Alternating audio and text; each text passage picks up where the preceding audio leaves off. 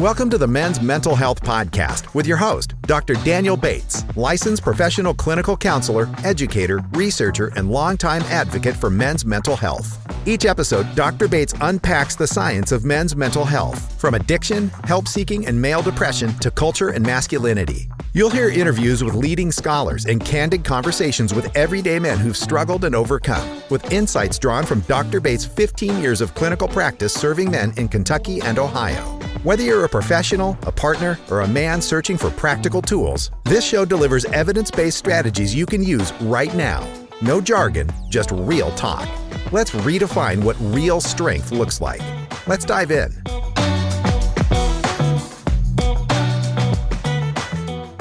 This is the fourth episode in my series examining the research on pornography consumption and men's mental health. Today I want to focus on developmental considerations, exploring how age of exposure to pornography may shape attitudes, behaviors, and expectations over time. In my previous episodes, I've examined pornography's potential effects on the neurological functioning and the psychological well-being of boys and men. I've explored some of the debates around pornography addiction, compulsive use, what's the right language, terminology, conceptual framework for understanding how that emerges in people's lives. And I've looked at how pornography consumption may affect intimate relationships. Today, I want to take more of a developmental perspective, looking at how early exposure to pornography may influence sexual development and what the research suggests about long-term patterns. As with all my episodes in this series, my application, or my approach, I should say, is one to be educational, based on empirical research and my clinical insights and perspective. So I aim to offer a balanced view of what the science tells us about this complex topic, and just, again, give my insights as a clinician and as someone who's worked with these issues for the last 15 years. All right, so let's begin and specifically look at what the research tells us about when and how young people are first exposed to pornographic content. And understanding the typical age of first exposure provides important context for discussing developmental implications. Excuse me. Multiple studies across different countries, not just the U.S., have found that first exposure to pornography typically occurs during early adolescence. And that's kind of scary for us parents. I've got kids myself, and so I'm pretty strict about my kids not having access to the internet and devices, although it's hard, I'll be honest. I often find my kids get technology through their school and are able to access things on the internet, and I just am terrified of young kids and the internet. I think that's kind of just the worst thing that we can expose our kids to. So, expose them to the woods and to sports and playing and rough and tumble and all those kinds of things, the outdoors, but not the internet. The internet's just a nasty cesspool, in my opinion. So a meta-analysis by Peter and Valkenburg in 2016 found that the average age of first exposure ranged from 11 to 14 years across various studies. So, this is hard for me to think as a clinician. I'm putting on my parent hat because I'm a dad, but I also work with parents in family therapy and couples counseling and parent-child counseling. And so I want to encourage parents to monitor technology as much as possible and to not assume it's innocent. And even just getting on, I'm kind of a gamer. And so on my PS5, which my son plays, he plays Ratchet and Clank. That's kind of his favorite game on PS5 right now. And that's a very innocent game. You play a little creature with a robot buddy who shoots robots. So it's innocent enough. But I was looking on my PlayStation, and there's comments, and a lot of the comments from just other gamers, they were just like spam stuff. And so my kiddo could have easily got on those comments, clicked the link, and then been taken to something. So now I'm more cognizant of, again, things that I think are innocent or benign or not directly exposing kiddos to stuff on the internet. I just got to be more cautious. Okay, let me get back to the research discussion here. However, more research suggests that this age may be decreasing with greater internet accessibility through mobile devices. Oh gosh, mobile devices. Okay, so let me go back to my parent hat here. My kids are constantly asking me for when can they get their phone and when can they get their own devices. And so I just say, you can have a phone when I got my first mobile phone. And I got a Verizon flip phone when I was 19. So, I know that's facetious, and I know there might be practical needs for them having some kind of communication device. My own personal perspective, I'm willing to get them dumb technology. And I know there's a lot of products out on the market now that are geared towards non-internet connected devices that younger folks can use. And so I'm going to really investigate those things and make sure my kids have access to that. Because there's very few things. I'm a pretty flexible guy, right? And I'll hear my kiddos out and have a discussion, negotiation. If they want to do something or they're interested in something, I'll hear them out. But when it comes to phones and technology, this is where I get pretty ornery and just draw a hard line. So and I think it's for all these concerns that, younger people more and more just being exposed to these, the horrors of the internet. And so I don't want that horrific material and content and leaking into my kids' brains. Okay, more importantly, most initial exposure is unintentional rather than deliberate. Oh my gosh, this is killing me. A study by Ibarra and Mitchell, 2005, found that roughly 2/3 of youth who reported seeing pornography online indicated their first exposure was accidental, often through pop-up advertisements, misleading links, or misspelled web addresses. Oh my gosh, yes. So now that, this is, I'm getting totally distracted here because I'm just thinking about myself as a parent. But unintentional rather than deliberate. So think of all the ways. I don't even want my kids to have social media. I don't even want my kids to have a email address. So if they have an email address, they're just going to get bombarded with phishing scams. If they have social media, I know like on Facebook, I've deleted it maybe a month ago and I love it. I'm loving not having any social media on my phone right now. It's actually been just a wonderful time of my brain and focus and attention being gifted back to me. But, Facebook, for example, has an independent app for the messaging. So I still have the message app with Facebook being deleted. But, nasty people and nasty things can get messaged to my kids directly. So that's a concern too. It's not just the social media and what they might scroll through. Because now, I see on social media, all things social media from other sites, Instagram, TikTok, are being kind of cycled through on other platforms. And so I may not be on Instagram or TikTok, but I'm seeing all those posts from Instagram and TikTok and everything else, Reddit, showing up on my Facebook. So I just don't think there's any safe social media platforms out there that we should have our kids. I've seen some ads for kid-friendly social media that maybe is more heavily monitored. I don't know. I just see. I have no confidence that that's going to be an appropriate, safe site for my kids to have access to. So again, I'm drawing a pretty hard line with my kiddos, and when I work with the parents in my counseling practice, I just hear them bemoan the Nintendo Switch, bemoan the phone, the tablet, and just how technology is kind of taking over their kids' attention and creating so much conflict because the kids I think these kids are getting addicted to these devices.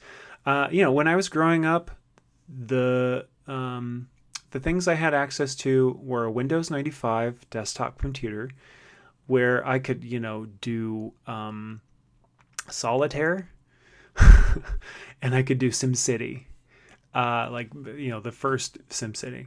And I had an Atari growing up. So that was like, there's really only so much time you can spend on solitaire. SimCity, I put a lot of time into SimCity. That was fun. But the Atari, playing Pong, then I got an NES, and that was pretty exciting. But again, there's just only so much time that you want to spend on those. And I spent a lot of time riding bikes and going outside and building forts. That was the thing I loved to do, building a fort. But if I was a kid growing up in this day and age, I think I would just absolutely be addicted to the PlayStation 5 and the Xbox and the mobile phone and the tablets and the Nintendo Switches. I would just absolutely be addicted. I have full confidence in that. So I'm concerned for kids these days. All right, I know I'm going off base here and just talking about gaming and internet access and devices, but there's more to the story than just exposure to pornography, although that is, in my mind, the worst end of it.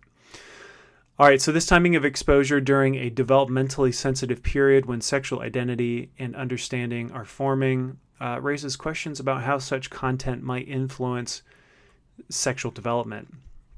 Adolescence is a critical period of brain development, particularly in regions associated with decision-making, impulse control, and emotion regulation.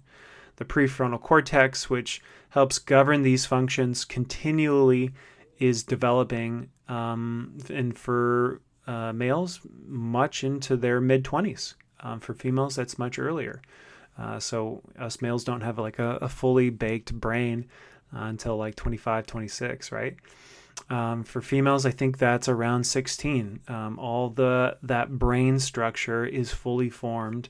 And so, again, all the more reason to be especially cautious with our boys seeing this stuff, because it could really get a hold of them and then have a long-standing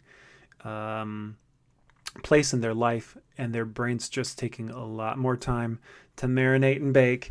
And so there's a greater window, I should say, a protracted developmental window for males where porn could take a step in and play a very disruptive role.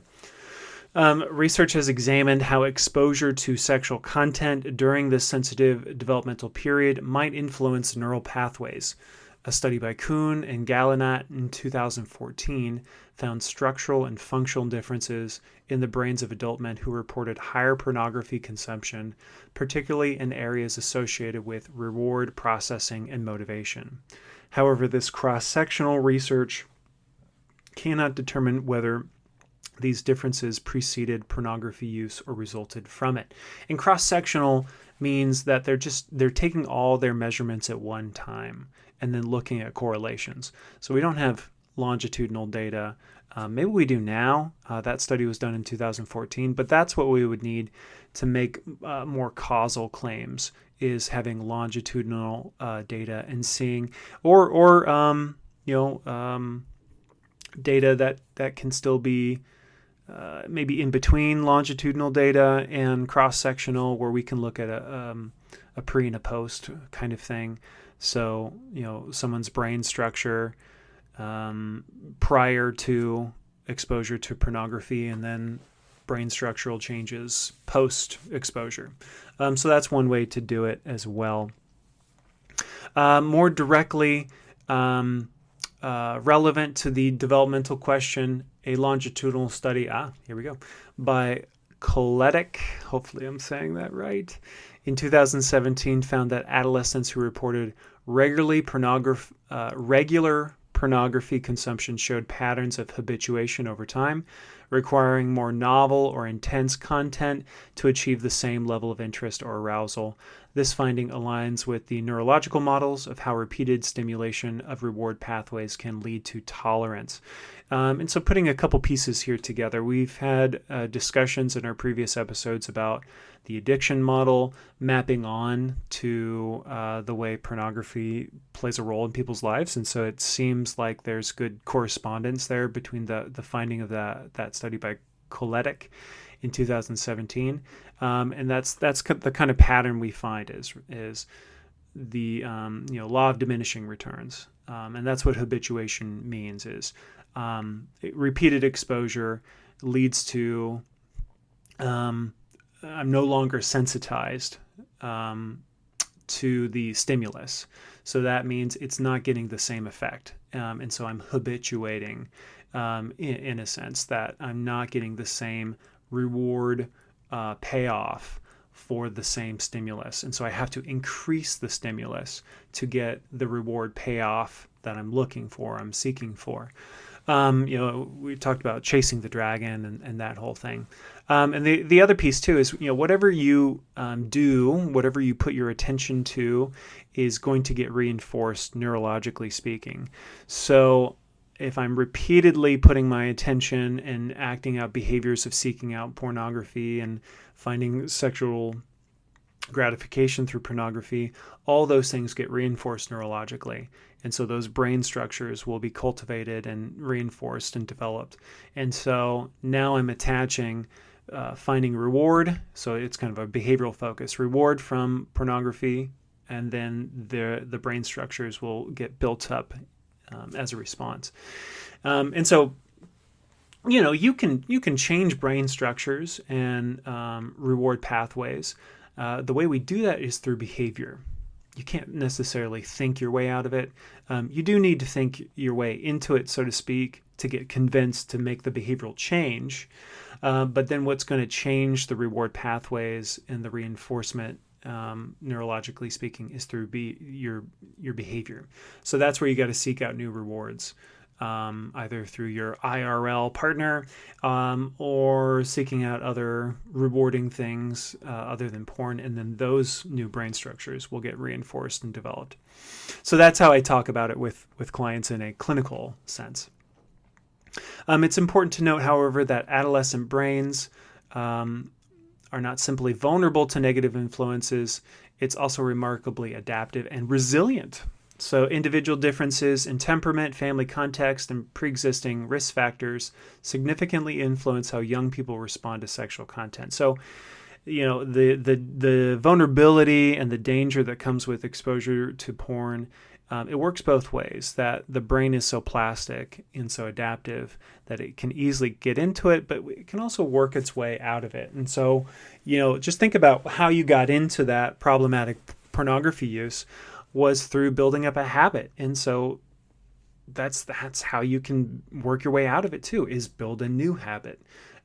People say you've got to unlearn things. Well, you can't necessarily unlearn a problematic behavior, but you can replace it and substitute it with a more powerful behavioral pattern that you're convinced that this is the better way to live my life.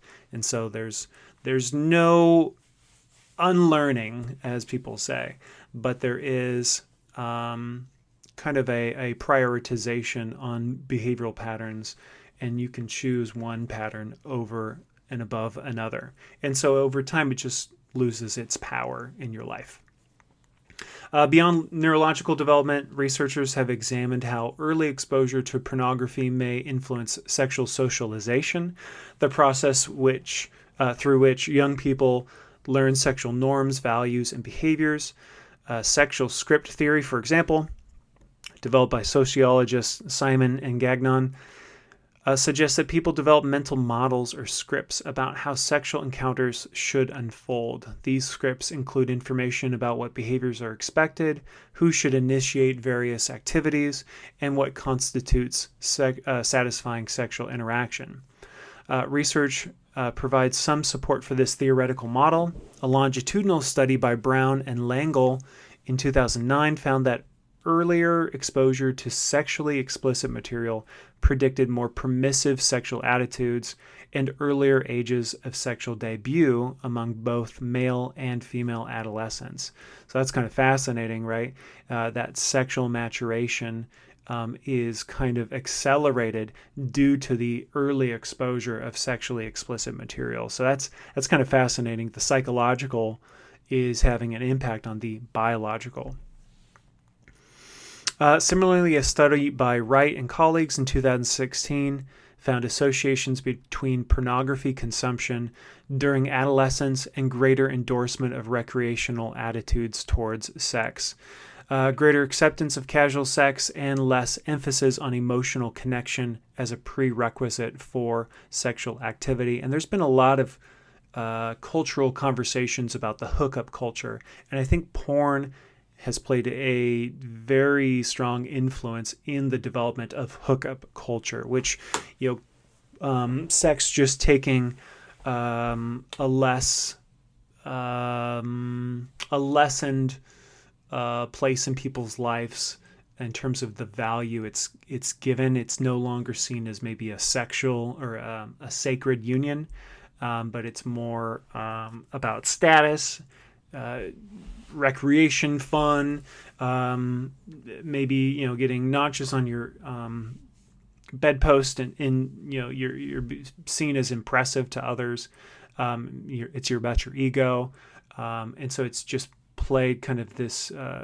I would say it's had a diminishment of value, or the value we give it, and I think again that's due to porn.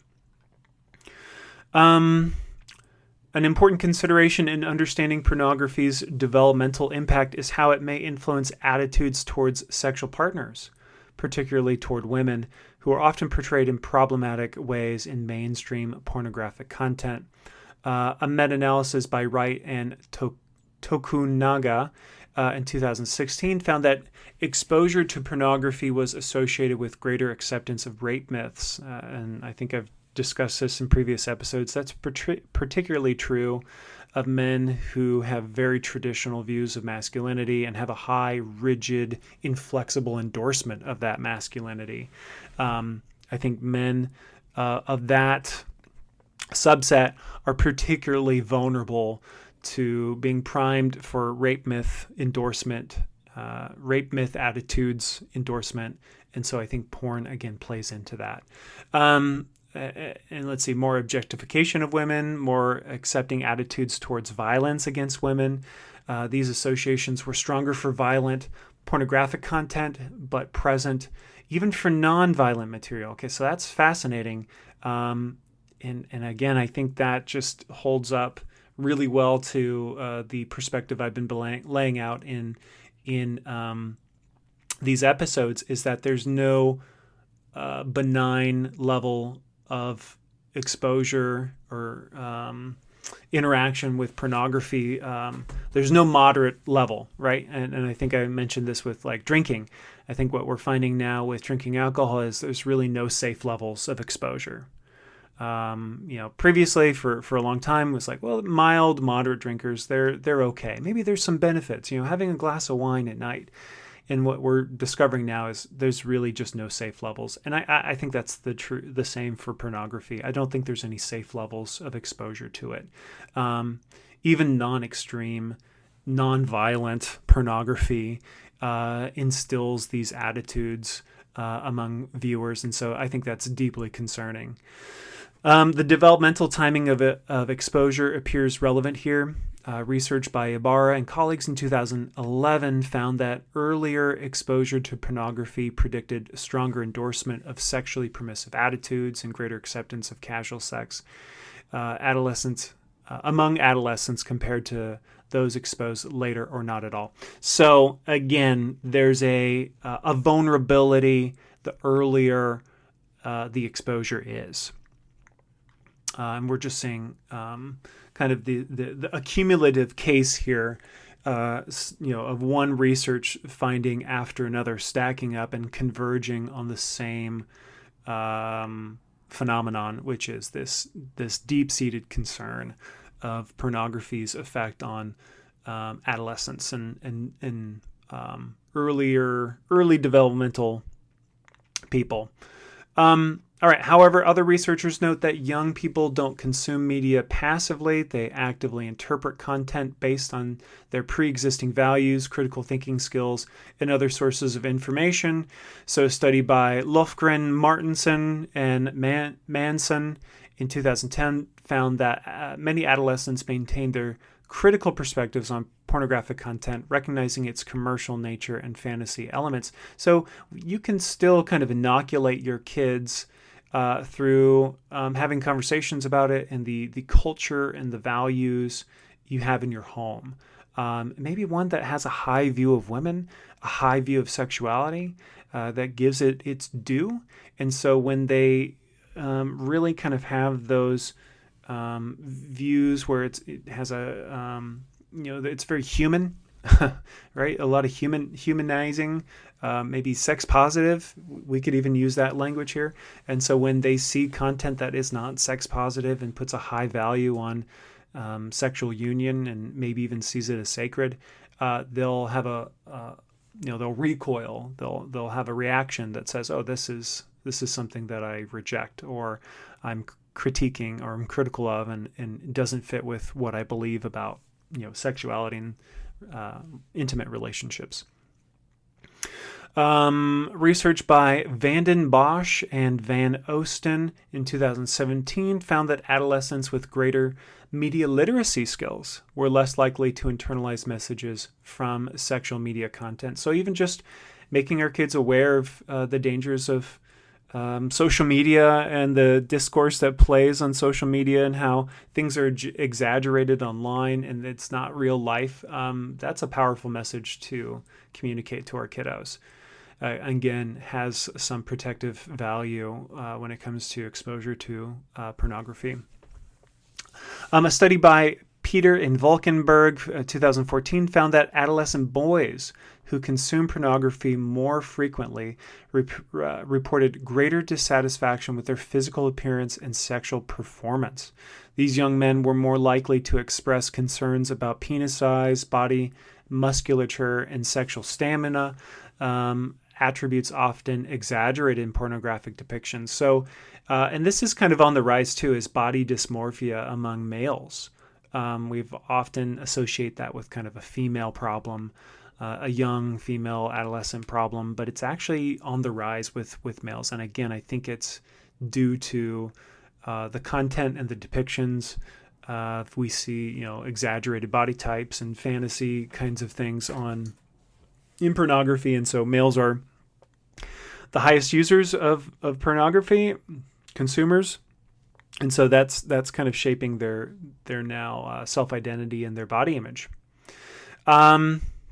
Research also suggests that pornography consumption during adolescence may predict certain sexual behaviors later in life. A longitudinal study by Braithwaite and colleagues in 2015 found that earlier and more frequent pornography use predicted a greater interest in uncommon sexual practices and a greater number of sexual partners in young adulthood. However, it's important to distinguish between correlation and causation here. So again, think about my comments I made about the cross-sectional research. We don't necessarily have that longitudinal data to get us better information as the causal nature of what's going on here. So we just see an association between these things.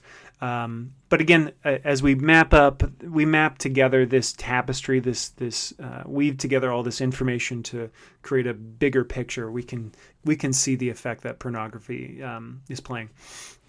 Now let's consider how pornography use patterns may change across the lifespan.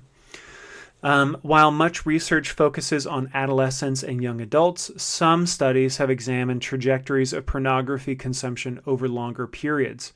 So research by Price and colleagues in 2016 identified several common patterns. Some individuals maintain relatively steady consumption levels over time. Others show increasing use, particularly during periods of relationship instability, and still others demonstrate decreasing use, often associated with committed relationships or shifting values. A longitudinal study by Perry in 2017 found that major life transitions, particularly marriage and parenthood, were associated with reduced pornography consumption among men. This suggests that developmental context and life stage may significantly influence media consumption patterns. And what I've seen men do is, I think pornography is a maladaptive coping skill. And so when men are under stress, a job loss, or relationship challenges, they're going to go to pornography as a way of self-soothing and coping. And what I think men have expressed to me and clients have expressed to me is it just puts them further down the hole, because now they feel that shame and embarrassment and they keep it secretive. We've talked all about this in previous episodes. And so it doesn't help. And that's why I would categorize it as maladaptive coping skill versus an adaptive, healthy, relationship promoting coping skill. This research highlights how pornography consumption isn't simply a static habit, but often changes with developmental stage and life circumstances. Understanding these patterns may help contextualize concerns about early exposure within a broader developmental trajectory. An important consideration in developmental research is individual differences in vulnerability and resilience. So not all young people respond to pornographic content in the same way, and various factors may moderate its influence. So some research by Malamuth and colleagues in 2012 identified several risk factors that may increase vulnerability to negative effects from pornography exposure. These include pre-existing hostile attitudes towards women, impulsive personality traits, adverse childhood experiences, and limited parental monitoring or guidance. Conversely, protective factors may buffer potential negative effects. These include strong parent-child communication. So when a child can come to you and say, "Hey, I saw this," that is not the time to jump down your kid's throat and get all huffy and upset with them, but it's to thank them that they feel safe enough to share that with them, and then have a conversation, a meaningful conversation about what they saw, how it made them feel, what they thought about it, and then steering that conversation towards a more critical perspective of what they saw, and maybe building up some safeguards. Comprehensive sexuality education, critical thinking skills, and healthy peer relationships. So, I mean, again, if there can be a culture surrounding our kiddos that, again, puts a high value on sexuality, sees it as sacred and important and meaningful, and not, a low view of it, I think that's going to be a protective buffer against the effects of pornography. A study in 2018 found that open communication with parents about sexual media content reduced associations between pornography use and risky sexual behavior among adolescents. We've got to start talking to our kids about this and make it safe and comfortable to talk about it.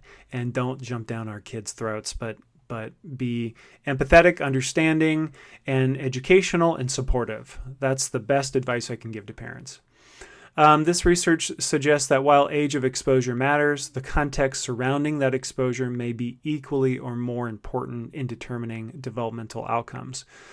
Given the research we've discussed, what are the implications for parents, educators, and young people themselves? So here's a couple evidence-based approaches from the literature that I'm going to give you. So three big ideas. First, the research consistently supports the value of comprehensive sexuality education that addresses media literacy. So a study by Rothman and colleagues in 2018 found that educational programs that explicitly discuss pornography, not to promote or condemn it, but to critically analyze the content and its messages, helped adolescents develop a more realistic expectation about sexuality. So, just even the fact that it's fantasy and it doesn't represent real life relationships. Wow, that's a profound insight. I wouldn't have known that with just being a young person being exposed to it. That's going to set my expectations to be more realistic. Second, open communication between young people and trusted adults. That's also appears to be protective. So research by Dawson and colleagues in 2014 found that adolescents who reported being able to discuss sexual media content with parents and other adults demonstrated greater critical thinking about pornographic content and were less likely to report its influence on their attitudes. And third and final, teaching critical media literacy skills has shown promise. So a study by Rasmussen and colleagues in 2018 found that educational interventions that helped young people identify unrealistic or problematic aspects of pornographic content reduce the likelihood of uncritical acceptance of such messages. So, what you see, again, does not represent real life. And it may not even be ultimately satisfying to kind of want what you see in those depictions, but something that's more based around connection, intimacy, and relationship is what people tend to report being the most gratifying aspect of their intimacy. So this approach that I'm suggesting acknowledges the reality that many young people will encounter this content despite your best efforts to keep your kids away from it. And I would really strongly suggest do everything and anything you can to keep your kids away from it. But exposure is going to happen at some point. And so, again, just lowering the bar for your kids to be able to come and talk with you about it is really good. And just having, a supportive, empathetic, understanding discussion with your kids is the best route. Really making sure there's a strong relationship between you and your kid where you can have those open and honest conversations. That's truly the best thing that you can do. Okay, a couple issues in the research. Again, we still need some longitudinal data. A lot of it's correlational based on cross-sectional samples, and so we do need more experimental and longitudinal studies. That can be said pretty much about any area of research. But we just have to limit some of our causal claims. But again, like I said, we can look at kind of a cumulative case, and I think there's enough there to suggest that there's some deep problems with pornography. And let's see if there's anything else I want to say. Technology is changing so fast; it's hard to keep up on it. So, what's that quote? The price of freedom is vigilance. And so the price of keeping our kids safe is vigilance. And so being aware of technology, just taking an inventory of all the devices that you have in your home and how they're connected to the internet and all the possible ways that your kids could be exposed. Even just thinking something like social media and a messaging app and some messages coming through that, or an email address and a phishing scam that could come through, and your kid not knowing they shouldn't click on the link. Those kinds of ways, all those possible ways. So that's the media literacy or technology literacy that we can talk with our kids about. Okay, so as I conclude today's episode, I want to emphasize a few key takeaways. The research indicates that exposure to pornography typically begins during early adolescence. And so if you've got younger kids, start getting ready for adolescence to hit. If you have adolescent kids, it's game on. And really be mindful and concerned and understanding what they're consuming. If you have teenagers, but you never really had these conversations, assume that your kids have had some type of exposure and start to investigate that. Have conversations with your kiddos and just assume it's happened. And that's not to say your kid's a bad kid or you've failed as a parent. It's not to say that at all, but just to assume that it's happened already and that your kids have some kind of exposure where they haven't been able to process and discuss what their reactions were and what their thoughts were and what they thought and felt about that exposure. So now's the time. Have that conversation. Be brave and take the risk and talk with your kiddos about that. I think that's really what I want to say today. So in my next episode, I'm going to explore cultural context and I'm going to examine how pornography affects the intersection with our broader cultural messages about masculinity, sexuality, and relationships. And I'm going to get into some of the cultural narratives and the social expectations that may amplify or mitigate the potential effects of pornography consumption. Again, thank you for listening to the Men's Mental Health Podcast. I'm Dr. Daniel Bates, and I look forward to continuing this series in my next episode. If you have questions or comments about my episode today, please visit my website, drdanielbates.com, and that's just drdanielbates.com, not the full doctor spelling. Or you can email me at dbates@Shared Steps Counseling. You can also check out my Substack. I'll be posting this episode on that, and I also have blogs and other content on there as well. And then I also, work with clients who struggle with this stuff. So reach out to me if you want to check me out for maybe some counseling services. All right. Thanks for listening. Take care. Thanks for listening to the Men's Mental Health Podcast with Dr. Daniel Bates. If today's conversation resonated with you, tap follow and share the episode with someone who could use it. Every episode is on Spotify or Apple Podcasts, and watch bonus clips on YouTube. Just search Dr. Daniel Bates, PhD. For show notes, free resources, and ways to learn more about Dr. Bates' research, visit drdanielbates.com. And if you enjoy deeper dives, subscribe to our Substack, Men's Mental Health at Counselor Dan. Remember, asking and receiving help is a strength, not a weakness. Until next time, take care of yourself and the men in your life.